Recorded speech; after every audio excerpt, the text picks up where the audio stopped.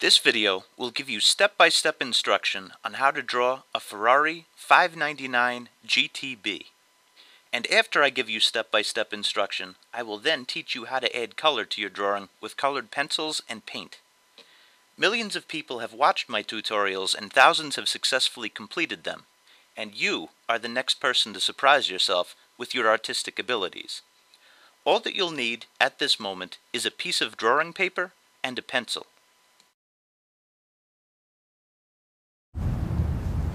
Hey everybody, it's Merrill. I have a quick request before we start this video. If you haven't done so already, please hit the subscribe button. You can support my channel by doing that. Also, if you like this video, hit the like button and you can favorite it as well. Thank you so much. Enjoy the video. Step 1. Draw the shape that looks like a rounded trapezoid. Notice, but don't overstress, the angle at which it points downwards and its proximity to the left side of the page. Step 2. Yep, more polygons. Add the trapezoid shape and the pointy shape above it. Step 3. I'm at a loss for words in terms of naming all of the new shapes, but names aren't important. Placement is. For instance, notice where the U-shape connects with the trapezoid shape from step 1. Also, notice that the left side of the door shape starts its arc just before the halfway point of the trapezoid shape from step 1. Step 4. Add the ovals for the tire. Yes, I said ovals. Actually, take a close look at the new shape. It's egg-like. Step 5. Add the rear of the car. Step 6. Add the rear tire. Step 7. I warn you that this is the trickiest step. Use your observation skills and closely observe the lines. They are both slightly arced. Now, look at the two headlights. Notice that the one that is higher is also smaller than the one that is closer to the bottom of the page. This is due to perspective. Step 8. Add the details to the hood. This step is tricky, so use your observation skills to notice that the shapes on the hood get slightly smaller as they go further back. This is also due to perspective. Step 9. The car is showing its teeth.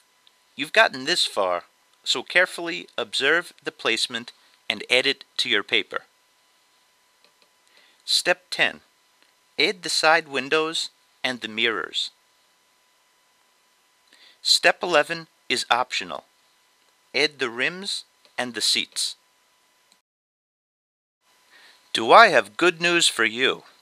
If you mess up, all you have to do is hit that picture at the bottom, and I have a great way for you to salvage all of that hard work that you just did. So do some color pencil work and some paint work without having any sort of fear.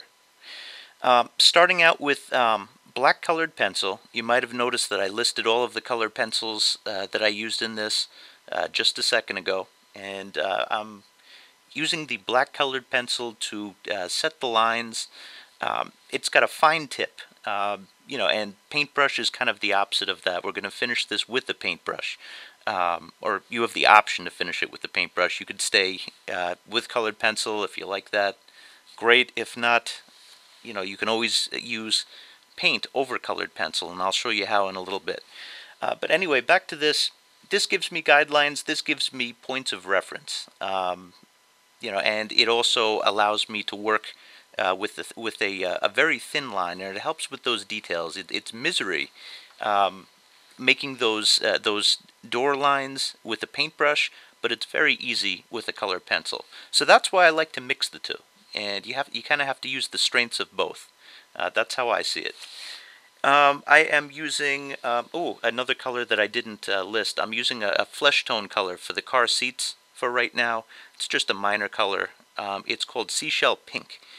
You could also use that if you want. Oh, I should have mentioned all of these colored pencils are Prismacolor, and I think that they make the best color pencils. So those are the ones that I'm using. You could use similar color pencils, but I don't think that you'll get the same result. Right where that curves, you see me mixing the two color pencils. I'm mixing the black with the red. Two reds. Well, no, I'm sorry. I take that back. Three reds that I'm using. There's poppy red. That is the fire engine red that you just saw there a second ago. Now, I'm using a stump with Tuscan red. Tuscan red is kind of a brownish red. It's very low, not very low, but relatively low in chroma, which is the intensity of the color.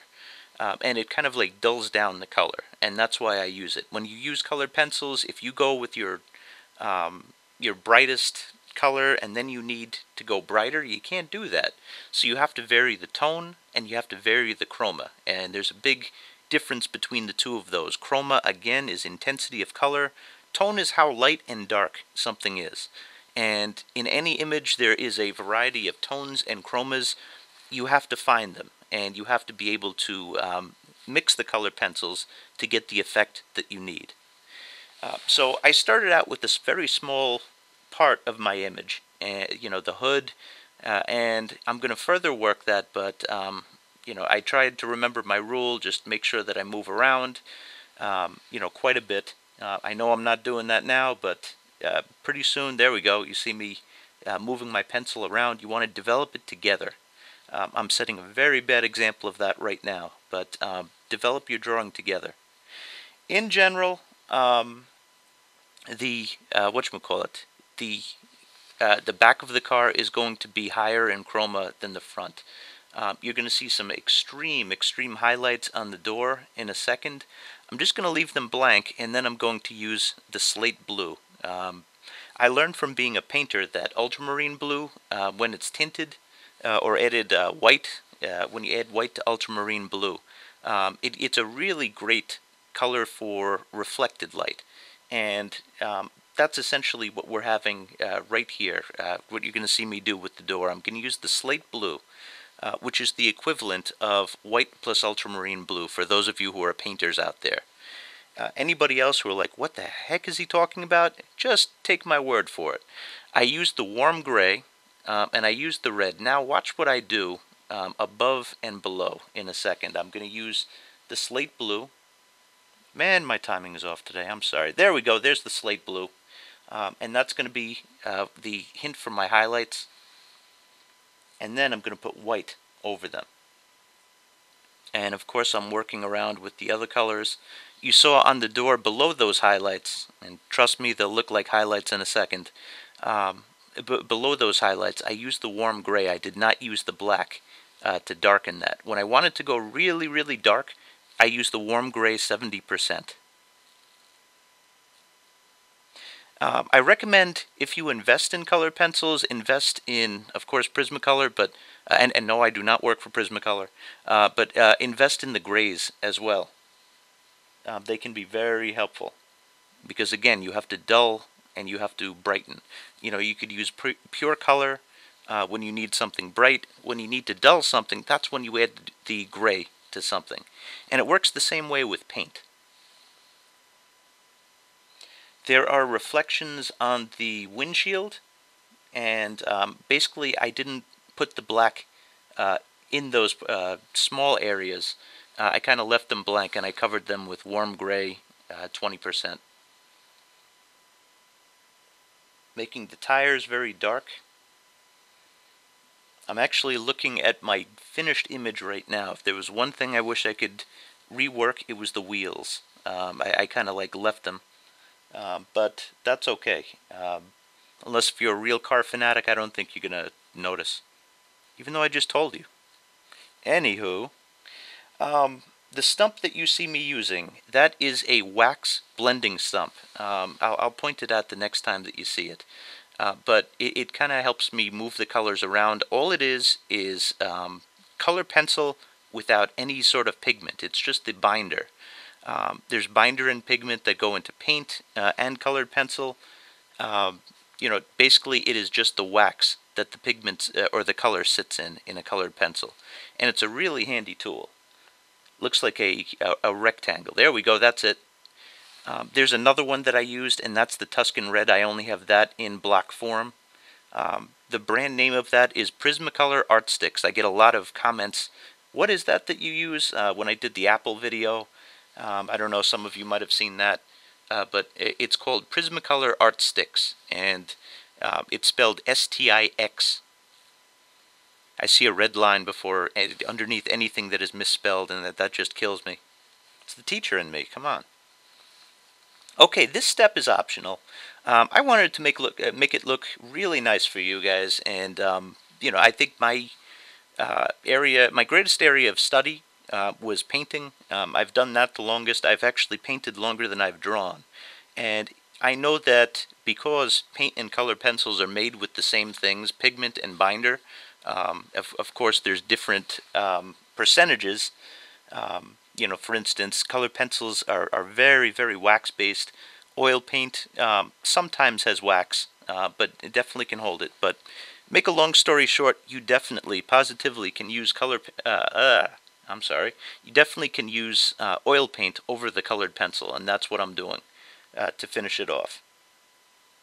I mix this with liquin. Liquin is a painting medium, and it's kind of like right in between. It has a lot of wax in it, and it's right in between what the paint needs and what the colored pencil needs, and it makes it blend right together.